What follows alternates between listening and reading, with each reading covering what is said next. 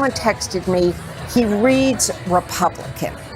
And I think that is the reason, I was told by people who were familiar with the vetting, that he was a favorite candidate, because he may not be Governor Shapiro of Pennsylvania, but they feel he will connect and attract voters in Michigan, in Wisconsin, in Georgia, in North Carolina, that his Midwestern nice will play elsewhere.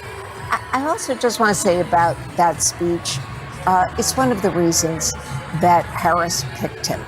That's his superpower. He is authentic. He knows how to deliver even a tough line with a smile. The line of the night, I thought, was when he said, let's be clear, crime was up under Trump. That part I'm paraphrasing. But then he turned and he said, and that's not even counting the crimes he committed. It brought down the House. Okay, so listen, this was a flawless rollout for all intents and purposes, and I have a feeling that Donald Trump was feeling pretty confident this morning when Governor Josh Shapiro was not the pick, somebody who was a moderate that they were a lot more afraid of running against. But they shouldn't get too confident with this choice, because Mike Waltz, yes, has a progressive record that they're going to attack him for. Hands down, they're going to.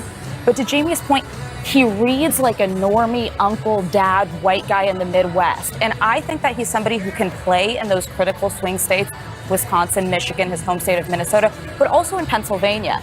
And then he's boosted by the fact that a moment for Josh Shapiro knocked it out of the park at the kickoff of this and made very clear he's going to be out campaigning for this ticket. So it's not like it was a net loss that you didn't get the Shapiro factor. This was a very, very strong event. However, there are flaws of Mike Walz. There's a reason that Tim, one of the flaws is he has a 0% name ID. I'm confusing him with a Republican. Congress.